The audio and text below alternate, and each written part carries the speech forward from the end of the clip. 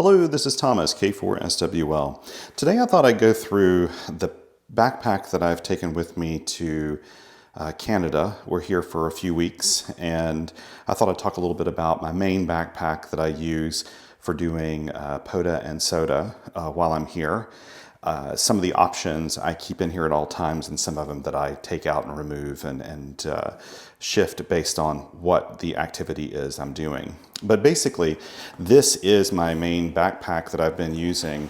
It's a Ruck GR1. This is one that's made in the USA. I probably bought it 10 years ago now, something like that. And I love this pack. It's just the shape of it, the form of it. There's so many things I like about this backpack. I've been using it a long time. If you've been watching my videos, you've no doubt seen this backpack in my videos. I find it to be really rugged. It has a space here for, I don't have one in here right now because I don't need it, but there's actually room in here for a laptop in this. It's like a laptop space here in this pack. Sorry, I keep moving the camera around. I don't have an ideal situation for filming this right now.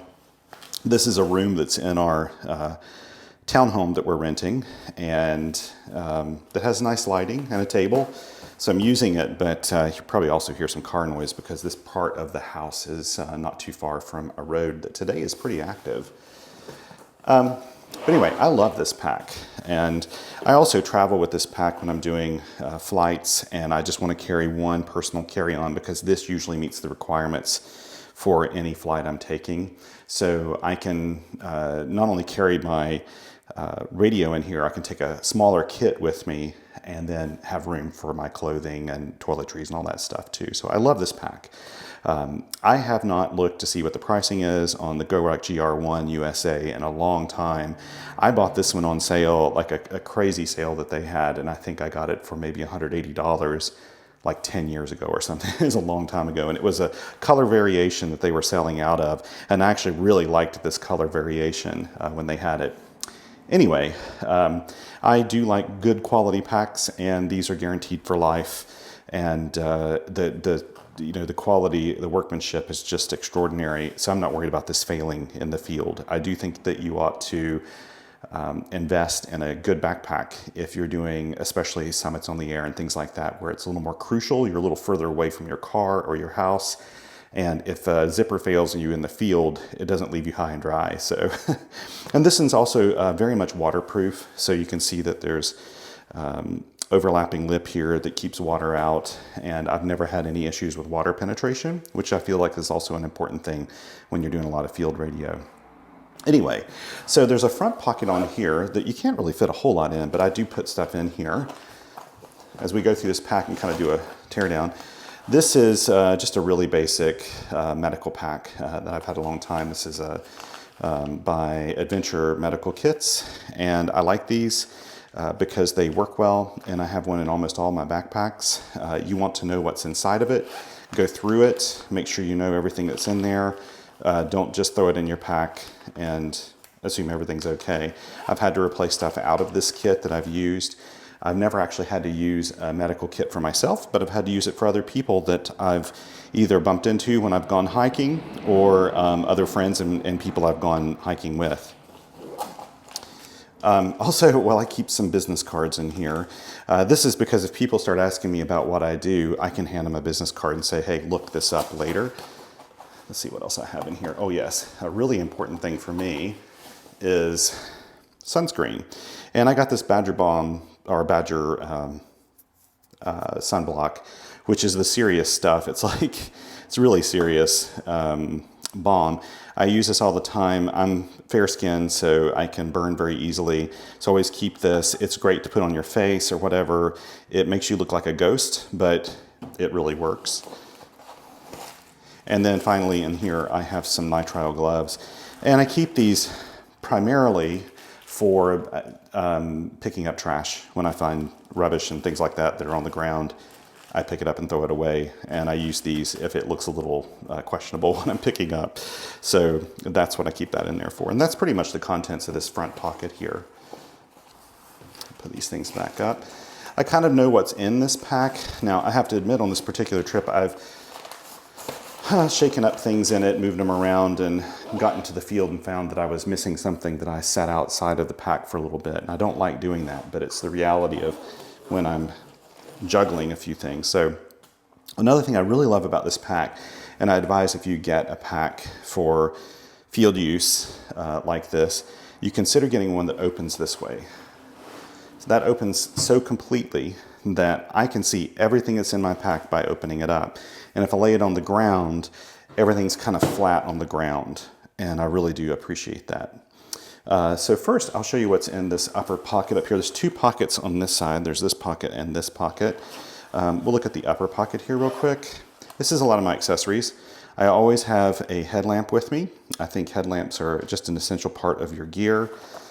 This is the heavy part that I have in here. This is a Senrog jeweler's, what they call it, plate or die or something. And I use it primarily for my Bomba key TP3 or any other key I have that has rare earth magnets on the bottom that holds it in place. And I've got this toothed-in cover that I keep my TP3 in, and it just kind of sits nicely on there. It's heavy, but if I'm going to do an activation and I'm not hiking in a really long distance, I don't mind carrying that. It's just kind of nice having that on a table. This is my Garmin InReach Mini device. Truth is, I use this less and less these days, but I like to have it with me. I feel like it's insurance. I do keep a plan on here. So this week, in fact, I'll be going on a soda hike probably by myself. It's a trail I don't know, and I'll be taking this with me just in case I need it during that time. There's an SOS button on here, and I even keep extra insurance in case I needed it. Let's see. Oh yes, this is a sort of a second logging pad and pencil. This is Right in the Rain. I like using these because if it gets wet, I can still read it. And this is like one of my favorite mechanical pens ever. This is a Graph Gear 0.9 millimeter with a lead. It's just, I find it a really good pen. If you watch my videos, I use these probably 90% of the time. I also have a Larabar in here. I gotta be honest, if I'm in bear country, I may not keep this with me, but I just kind of keep it in here. This one's all beaten up because I haven't used it in a long time, but it's still good. Just if I need a little bit of energy. And this is just a retractable CW key patch cord. That's all that is. And that's the content of the top part of my pack here. Let's see, put this all back up. I try not to fill this one too much just because I don't want that many things floating around in it. It does kind of bulk it up a little bit, but I find that's about the right amount. Now, this particular mesh pocket right here, I keep very few things in it. Basically, my cable assembly. This is my main cable assembly, which is I think it's a 20-foot RG316 ABR Industries cable assembly with BNCs on the end and also inline ferrites. I really like this configuration for most of what I do, especially if I'm using end-fed half waves.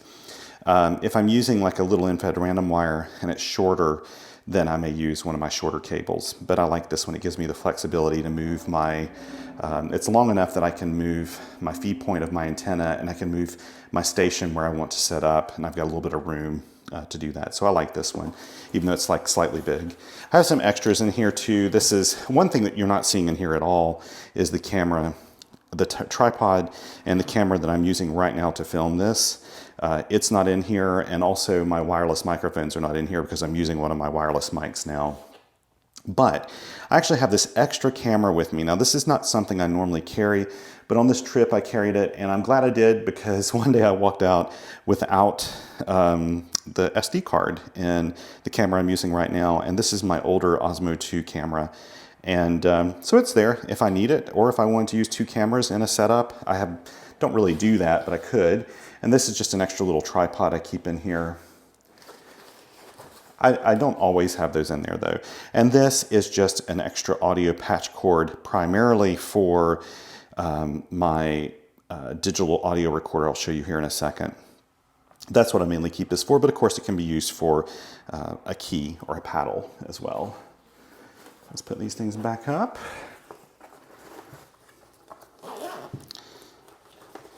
And I find that they fit nicely in this part of the backpack. Now, the main part. I'll show you what I've got in here.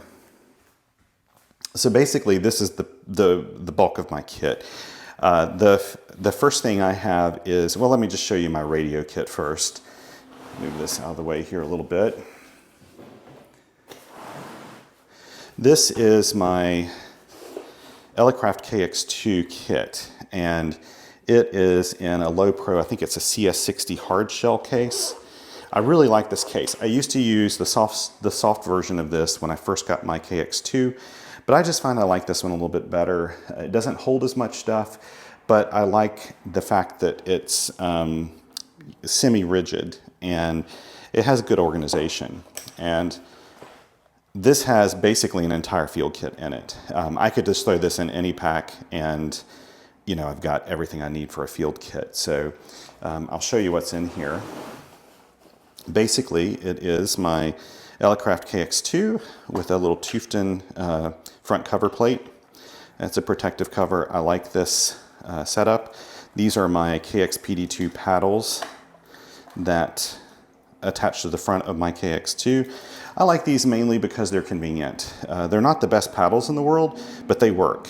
And they're a little pricey, but they really do fit the radio nicely. They take up almost no space at all. And I've never really had an issue with them at all. The one thing I do have to check is make sure that the posts in here are set nicely. Occasionally these start to loosen a bit, and I need a precision screwdriver to do that, but I always keep precision screwdrivers with me. This is my Elecraft AX1 antenna, and I use this all the time. If you know my channel, you know that this is something that I'm using just all the time and really love. And I have microburges. Microburge, my buddy made this for me. I think it was originally made by or designed by Adam, K6ARK. So there's probably a 3D printed file out there for this. I think I've got links to it. Mike made this with a little bit longer legs that he 3D printed. And I find this setup works really, really, really well with the AX1 antenna. I think it works better than the original Elecraft bipod legs. And along with this, I also have my 13-foot ground wire counterpoise that goes with my AX1. I keep it in this plastic bag because I just think it kind of keeps it separate from everything in here. I also carry with me this little tiny multi-band antenna. I think this one is a 4-to-1 with a 15-foot radiator and a 7.5-foot counterpoise. I'll double check that when I put the details below. And by the way, all of this will be in a field report on qrpeer.com or just a post on qrpeer.com. And I'll try to link to everything also in the YouTube video, but it'll have a little bit more detail in the post on qrpeer. But I like this. It gives me an option to have a multi-band wire antenna that goes from at least 40 meters to probably 10 meters.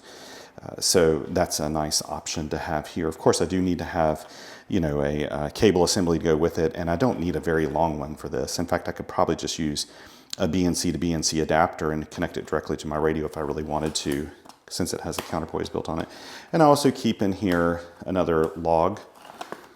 I feel like you can't have too many logs. And I've got 2 pencils in here for some reason at the moment. And these are lead holder pencils from, are they Staedtler? I can't remember. It's Kohinoor. And I like these. I like lead holders as well. I still prefer my graph gear for the most part. And again, another Right in the Rain pad.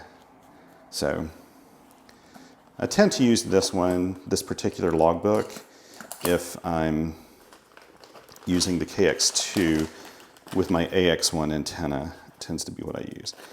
This fits in here a particular way so that it closes nicely. Whoops, I think it's down here. There we go. That's that. That's the radio. So in a way, that's a complete radio kit right there. Now, another thing I keep with me is an antenna. This is a 40-meter end-fed half-wave by Spooltenna. This is going to be the one I use at my next activation. Of course, this isn't the one I carry in here all the time. I switch this one out. I've got 3 or 4 different 40-meter end-fed half-waves with me. I've got 2 2 different random wires. No, 4 different random wires. I have a bunch of different antennas I take with me on trips like this. So I've got a little flexibility when I go to the field. This is one I really like. It's well designed. It's easy to throw in a pack. I don't worry about it being hurt or anything. So that's the Spooltenna. This is my travel Arborist Throwline Kit. This is a Tom Ben HLT2. No, excuse me, what am I saying? It's not an HLT. This is a Tom Ben travel tray, this small travel tray. I love these things, and I find they work really, really well for a throw line. So this is an 8-ounce weaver weight that I keep in here. This is the lightest of all of the weights I use. I don't think you'd want to use anything less than 8 ounces. 8 ounces works really well for trees that have big branches, when you don't have to go up very high in a tree, and if the tree's not dense with branches, an 8-ounce weight works really well. I also have a 10-ounce weight that I can attach to this, and the 10-ounce weight is better if you are throwing a line in a tree a lot higher, like if you want your 40-meter end-fed halfway to be nearly vertical in a tree, I would use a 10-ounce weight for that. I would not use an 8-ounce weight. The 8-ounce weight has a hard time overcoming just the weight of the rest of the line when you throw it up in a tree really, really high. That, along with the friction that you get on the tree branch, just from like the bark and stuff like that, you may find that you have a hard time getting this thing out of the tree. So that's the reason the 8-ounce weight should only be used really for smaller antennas and when you are not putting a line into a really dense tree. But this is my weight, or this is my line. It's a 2mm Molle line, but there are a lot of different 2mm lines you can use that work really well for this. And this travel tray, so these are actually designed for people who travel, not for amateur radio use, but I find they work really well. What it is a little pack here. You can see it's Tom Ben. These are made in Seattle, in the Seattle area. And what they're really designed for is when you travel, you put this next to your bedside, you throw your keys and stuff in it. And then if you have to go catch your flight really quickly, you can take this, cinch it, do it like this, cinch it up, pull your keys out, and any other bedside things that you had in here, you know that you can just take it, throw it in your pack, and take it with you. But again, I find it works brilliantly for a throw line bag. And so what I do to keep the weight from getting all mixed up in here and getting tangled up is I put the drawstring through it and close it up like that, then cinch it, and then it's not gonna, you don't have to worry about that. Okay, the next thing, and this is something that I've really come to rely on, this is my Helinox Chair Zero. And this is a hiking chair. I'm not gonna open it up now, but I've used this in many, many other videos. I like this because when I have this packed with me, I know that no matter where I go, I can set up. I don't need a picnic table. I don't have to sit up on the ground. I don't like doing that. I don't mind it for a really short activation to just be sitting on the ground, that's okay. But I just find it's uncomfortable if I'm doing that for like an hour or something. So I just like this little extra comfort. This thing weighs nothing. I've mentioned before, I bought this at a camping store we have in the US called REI. And this was in a garage sale section of the store. So it had been returned by a customer. And I looked at the return label where they always put the reason why it was returned. And typically it's because something broke, something's leaking, there's always like some kind of reason like that. In this case, it said, customer said it was too lightweight. And it is extremely lightweight. I haven't weighed this, but it just weighs nothing. And new, these are like, they're over $100, maybe $120, $130. And I thought that was a ludicrous price to pay for a chair until I bought this one for like $60. And I tell you what, I love it so much, I'd buy a second one at full price, no problem.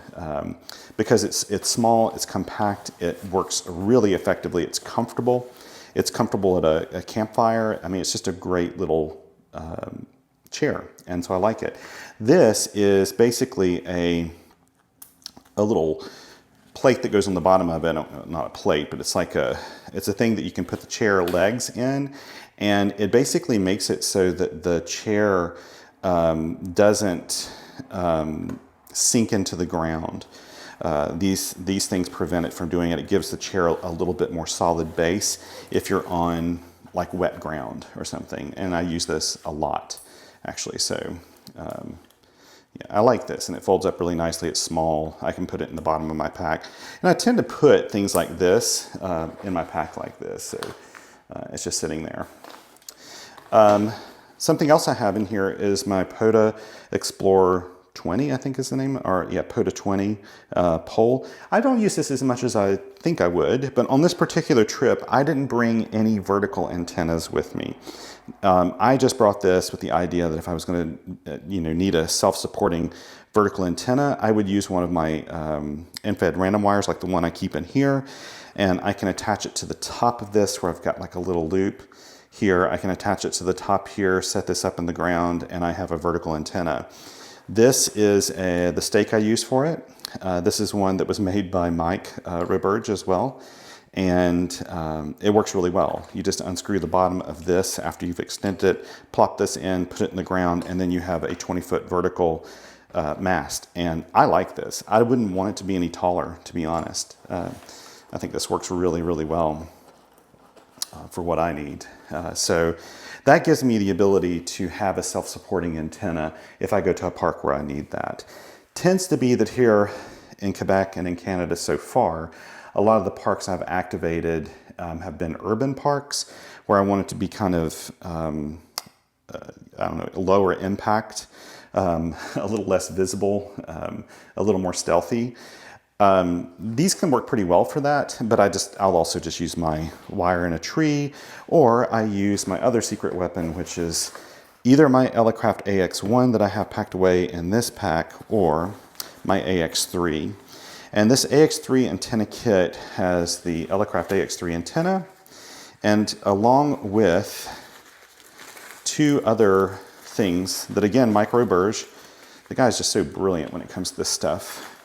He gets a kit, or he gets an antenna or something, and then he just immediately starts making accessories for it that work really, really well because he is a field operator. And this is one of them. It's super simple, but I've used it twice already on this trip. This basically goes to the bottom of the AX1 where you have a mount on here. This is the same one that fits like a camera tripod. This is the same size. And basically you screw this on, and it allows you to mount your AX3 antenna pretty much anywhere where this Velcro strap can go around. So I used it on the back of a picnic bench last time I used it.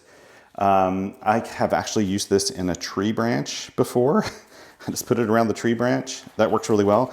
This is the exact same idea. It's a little clamp. So if you have a picnic table and it's windy outside and you don't want to use the tripod that's built into the AX3, you can clamp this to the side of the table and it'll make it really rock stable. So these are small enough that they fit in the original AX3 pack. And so I think these are really worthy accessories. I don't know if you can get these yet. I think maybe Joshua at Tufton will be making these eventually. I don't know if he is yet or not. Joshua can maybe comment. What else do I have in here? This is something I have to use mainly for filming my videos. I only recently started putting it in this Pelican case, but it's just to kind of keep everything from getting crushed. But this is a little Sony digital recorder that I use for recording the audio in my videos. And it ports out directly from the radio into this. And there's some essential things you need. 2 extra batteries. This runs on AAA batteries for a really long time. I can probably do 20 activations on one charge of these 2 AAA batteries, but I still keep extra batteries in here. And then I have some simple Philips in-ear earphones, and they stay with this recorder because if I don't have those with me, I can't really use the recorder because I can't monitor my own audio from the radio. Now I could use a splitter and put an extra speaker on, but I don't like doing that. I just prefer, if I'm going to use this digital recorder, I'd prefer just using earphones. So this is something I keep in here for that.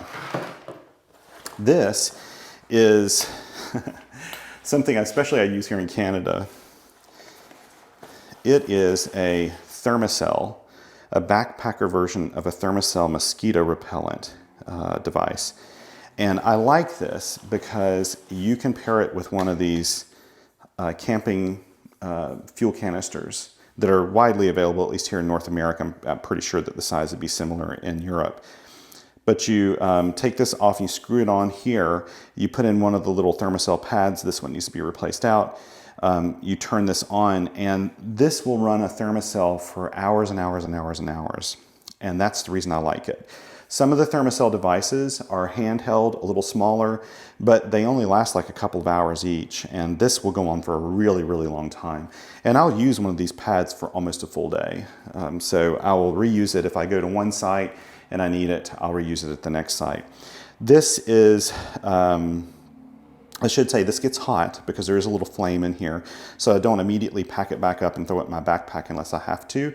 I like give it a little bit of time to cool down, but I think it's still pretty safe anyway once you disconnect everything. Now, I don't use it at and always keep in here, by the way, these are extra Thermacell pads in here, so these little extra pads, I probably have a dozen in here or more.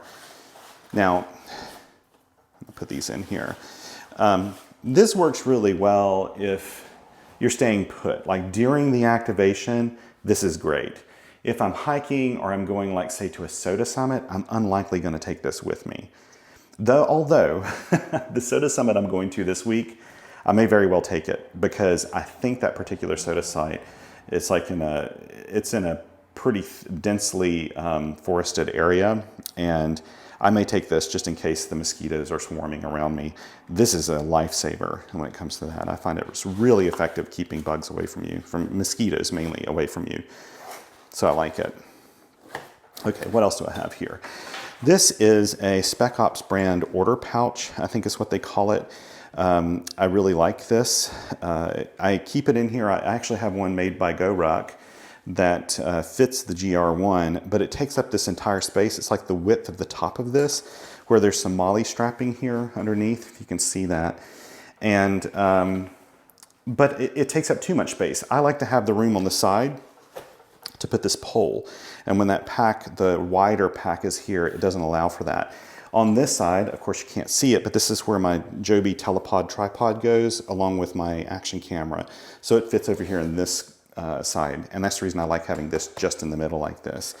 And in here, I just keep a few things, to be honest. At the moment, that's what I'm using in here for this trip. I keep an extra battery, and this is one made by my buddy Joshua at Tufton. It's a little lithium, I think it's a LiPo type pack. It's a lithium pack. And then here's a charger, so I can use USB-C in and charge this battery. So when I'm traveling, that's really nice and handy because I don't have to bring a power supply or something specific to charge this battery, and it works really, really well. So I keep that in here. This is a USB-C cord. I primarily use this if I'm going on an activation and I need to power my phone, my camera, my GPS or something like that. If I need extra power, I can keep a power bank with me. I don't have one packed in here right now because it's almost just excess to my needs, to be honest, at this point. But I can keep this in here and it'll power my camera or any of my other gear. Plus, I also have another Tufton converter that does the opposite of this. It takes one of these batteries and ports out 5 volts or whatever is needed for USB-C. So I keep a USB-C cord in here just in case. And then also I keep, in fact, this is the one that I think puts out USB-C. Yes, that's in here too. And this is made by Tufton. I don't know if he's making these the same way or not anymore. I think he's got little enclosures for these, but you can look that up. I also have another graph gear pencil and another logbook. So yes, I've got a lot of extra logbooks right now, but I'm fine with that. I mean, to be honest, you're kind of screwed if you don't bring a logbook with you. And I don't use my phone to log anymore in the field. And I just find it so much more pleasant just to do it on paper. I'm more in the moment and I like that. So, oh, I forgot to put this in. As I pack this back up. One other thing I have in here that's kind of tucked away, this is a thing that's unique to Ruck. and it's a portion of the pack that's made for a Ruck plate, something I'd never have used. I use it to hold my kneeboard. And this is made again by Joshua at Tufton. It was originally designed by my friend Carol N0RNM, and it's just a really nice kneeboard. So basically you strap this to your knee, and then I can put my KX2 on here, my logbook here, and with this chair, I have a complete space to set up and play radio, and I love that. So it gives me a lot of independence. If I go to a park and there's not a park bench, there's not a picnic table, I can set up and do radio here. Also, when I go on a soda activation, this tends to be what I use, is this combination of this Helinox chair and this. So for, you know, under $200, you have a full space where you can set up and not have to worry about any other infrastructure at a park because you've carried it all with you. So that's pretty much it. Let me go put all these things back in here now. This is what I carry in my pack. Some of you had asked about this. I'm really bad not to make this type of video. And the irony is, these are the types of videos I look at when I go to YouTube. I love seeing how people pack out things, but I'm bad to remember to do it myself when I'm doing activations or whatever. Again, this doesn't always go with me, but it all fits in here pretty nicely. And closes up like this. Here's an extra rubber band, I think, that came out of here. Sometimes I keep extra rubber bands or cable ties with me. I don't have any in here at the moment, but I find that this works out really, really well. Now, this pack weighs quite a bit right now as it's packed out. When I go on a soda activation, I'm going to take a few of these things out of here, and in fact, water will be one of the big components that I keep in here. I always take water with me, and I have a 2-liter collapsible, like a water bladder that I use, or a water bag, I guess you'd say, that I would stick in here, and then I'll minimize the rest of my kit around doing soda. Like this upcoming week, when I do my soda activation, I'm going to take my pole out, I'll take the stake out, I'll take out a bunch of extras that I have in here so that I can just keep the minimum I need, plus my water, to do this activation. One other thing I carry with me, and sometimes I keep this on the outside of the pack when I'm doing an activation, is my HT. Now, this is the one I brought with me, and it's kind of funny because I have 3 or 4 different HTs. This is the Yaesu FT2D R, is that it? FT2D. And I've had this since these first came out. So it's probably been 10 years or more. And I have a real love-hate relationship with this radio. I'm not too crazy about the screen. I'm not too crazy, whoops, this is actually trying to transmit probably some, or it's picking up some APRS right now where I am. But it works really, really well. I can't see this so easily in really bright sunlight, even though it's LCD and everything. It just, for some reason, I struggle sometimes to see what's happening. And it may just be because this one's so old. I've tried to sell this at a bargain price even at Hamfest before, and no one's really interested. I think because it's just such an old generation of this one. But dang it, it works really, really well. I have to say, every time I use it, I'm like, I don't know, I should just keep this because it works so well. I've got a local repeater in here. And I've got APRS on here. I can do full APRS messaging if I need to. I mean, it's got everything I need. I'm just not a biggest fan of this particular model, and I'm probably going to upgrade it at some point, but it keeps working. So I'll sometimes take this with me when I go too. That is pretty much it. That's what I'm carrying in my pack now. And I actually have a separate second pack that's, I may possibly do a video on at some point too. But basically, I have a second pack that I use when I'm going into like an urban area. I need something really, really, really low impact, kind of stealthy.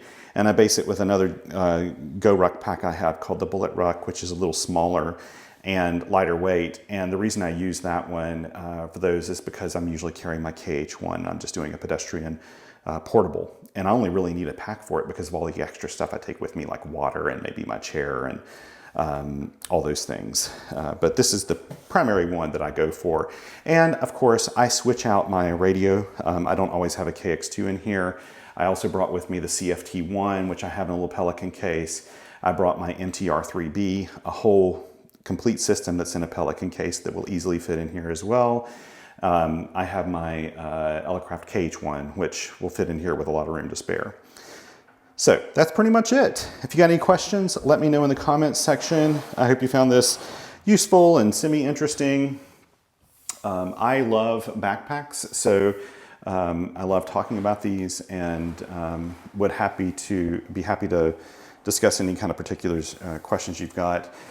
You do not have to get an expensive backpack like I did, but I don't regret these purchases. I find that these backpacks you buy once and cry once, and they last forever. They're extremely rugged, and that's what I like when I go to the field. And I've never once had any buyer's remorse at all about getting like a Ruck pack or a Red Ox pack. I also am a big fan of Red Ox and a big fan of Tom Ben and Spec Ops brand. All of these are made in the USA. There are a couple packs I've bought from Canadian companies, which I really like. And I kind of think that it's one of those things that if you can, no matter where you live in the world, sometimes try to buy things domestically. It supports domestic production of things. People can make things, and I find that the quality is really high, so I really love it. Anyway, thank you again so much. Thank you to my Patreon and Coffee Fund supporters. If you've got any questions about this stuff, let me know in the comments. And until next time, take care of one another out there, be kind to one another, and 7 twos.